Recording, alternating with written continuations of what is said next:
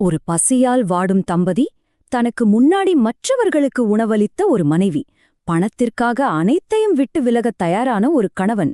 இப்போது அவர்களின் வாசலில் ஒரு முனிவர், சுவர்க்கத்தின் பொருளாளர் ஒரு காலத்தில் பயன்படுத்திய ஒரு ரகசியத்தை சுமந்து கொண்டு நிற்கிறார்.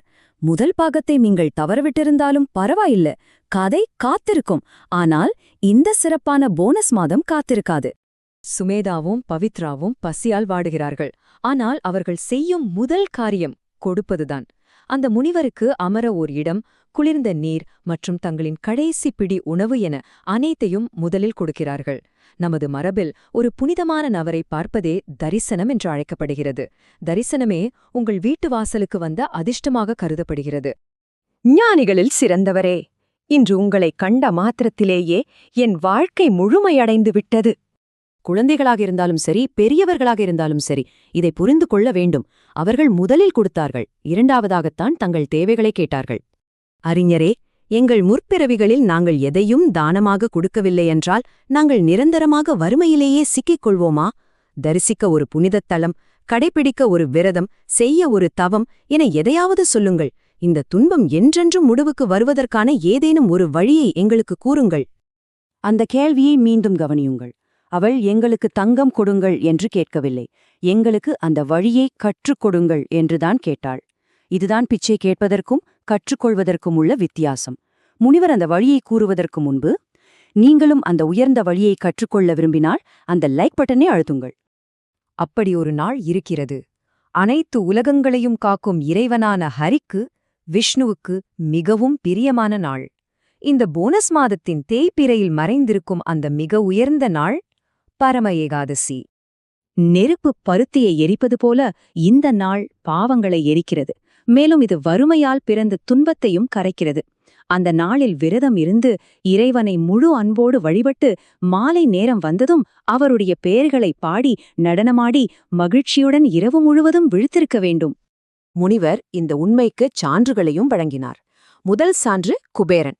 அவர் இந்த விரதத்தை மிகவும் உண்மையாக கடைபிடித்ததால் சிவபெருமான் மகிழ்ச்சியடைந்து அவரை சொர்க்கத்தின் பொருளாளராக, தேவர்களின் வங்கியாளராக நியமித்தார். இரண்டாவது சான்று ஹரிஷ்சந்திர மகாராஜா. ஒரே ஒரு பொய் சொல்வதை தவிர்ப்பதற்காக தனது முழு ராஜ்யத்தையும் இழந்து குடும்பத்தை பிரிந்த அவர் இந்த விரதத்தை கடைபிடித்தார். எல்லாம் திரும்ப கிடைத்தது. குடும்பம் ஒன்று சேர்ந்தது, ராஜ்யம் மீட்கப்பட்டது, அமைதி திரும்பியது. துவாதசியிலிருந்து, அதாவது அடுத்த நாளிலிருந்தே பஞ்சராத்திரீகம் என்ற இந்த விரதத்தை மேற்கொள்ளுங்கள். பஞ்சா என்றால் 5, ராத்திரி என்றால் இரவுகள். இது 5 இரவுகள் கொண்ட ஒரு போனஸ் நிலை விரதம். இந்த 5 நாட்களில் நல்ல உள்ளங்களுக்கு உணவளியுங்கள். ஒரு பானை தண்ணீர், ஒரு பானை எள் ஆகியவற்றை பரிசாக அளியுங்கள். இந்த 5 நாட்களில் கொடுக்கப்படும் சிறிய பரிசுகள் கூட எண்ணிலடங்காத மடங்கு பெருகி திரும்ப கிடைக்கும். உங்கள் திறனுக்கேற்ப விரதமிருங்கள். சாஸ்திரங்கள் நேர்மையின் விஷயத்தில் கண்டிப்பானவை, ஆனால் நமது திறனின் விஷயத்தில் மென்மையானவை. குழந்தைகள், முதியவர்கள், உடல்நலமில்லாதவர்கள், உங்களால் முடிந்ததை நீங்கள் கொடுக்கலாம். அந்த உயர்ந்த நாளான பரம ஏகாதேசி, அதன் பிறகு 5 இரவுகள் கொண்ட பஞ்சராத்திரிக விரதம், ஒவ்வொன்றாக அந்த ஏழை தம்பதி முழு பக்தியோடு வெற்றிகரமாக முடித்தார்கள். ஒவ்வொரு நாளும் அவர்கள் முகத்தில் சோர்வு அதிகரித்தாலும் ஒரு தெய்வீக ஒளி பிரகாசிக்கத் தொடங்கியது.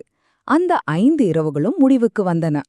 இறுதி நாளின் காலையில் குதிரை குளம்புகளின் சத்தம் கேட்கிறது. ராஜா அரண்மனையிலிருந்து ஒரு இளவரசன் காம்பிலியாவின் மிகவும் ஏழ்மையான அந்த குடிசையை நோக்கி நேராக சவாரி செய்து வருகிறான். இது அவர்களுக்கு கிடைக்கப் போகும் சன்மானமா அல்லது சிக்கலா? இந்த வாக்குறுதி உங்களுடைய இல்லத்துக்கு இந்த ஆண்டிலேயே என்ன பொருளை தருகிறது? இதை பற்றி சிந்தித்து பாருங்கள். நீங்களும் இந்த ஆன்மீக பயணத்தில் இணைந்திருந்தால் ஹரி போல் என்று கமெண்ட் செய்யுங்கள்.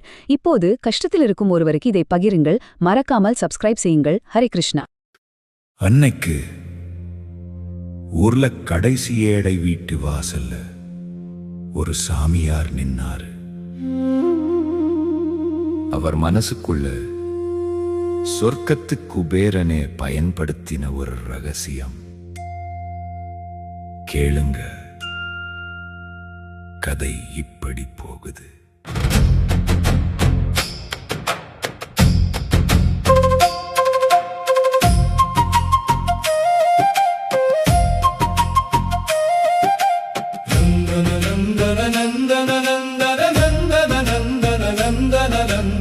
வரவேற்க தங்கம் இல்ல, விருந்துக்கு எதுவும் இல்ல, பாய் போட்டு தண்ணி தந்து பாதம் கழுவு நாங்க அன்புல. கடைசி பிடி சோத்தையும் பவித்ரா படைச்சா சிரிச்சு, சாமியார் வீடு தேடி வந்தா அதிர்ஷ்டம் வந்துச்சுன்னு அர்த்தம்.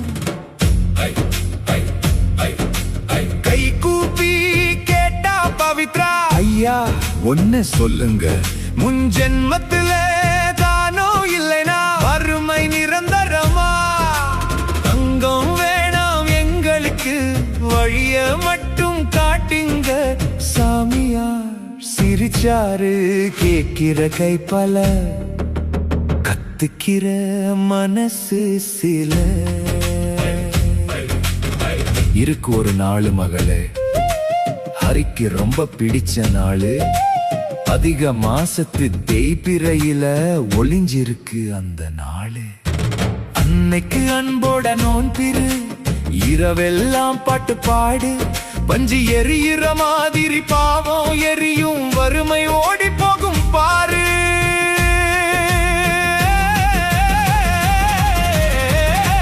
சொர்க்கத்துக்கு பேருன கேளு, பொக்கிஷம் எப்படி கிடைச்சுது? ஒரே ஒரு நோன்பு இரவு பணக்காரனாக்குச்சு. ஹரிச்சந்திரன் கேளு, பொய் பொய் பொய் சொல்லாத மன்னன். நாடு போச்சு, குடும்பம் போச்சு, நோன்பால எல்லாம் திரும்பி வந்துச்சு. 5 நாள் நோன்பிருங்க, முடிஞ்சத தானம் பண்ணுங்க. ஒரு குடம் தண்ணி கொஞ்சம் எள்ளு, வானம் என்னது ஒவ்வொன்னும். நோன்பிருந்தாங்க 1 2 3 4, முகம் வாடியும் மின்னுச்சு. 5 நாள் விடிஞ்சப்ப குதிரை சத்தம் கேட்டுச்சு.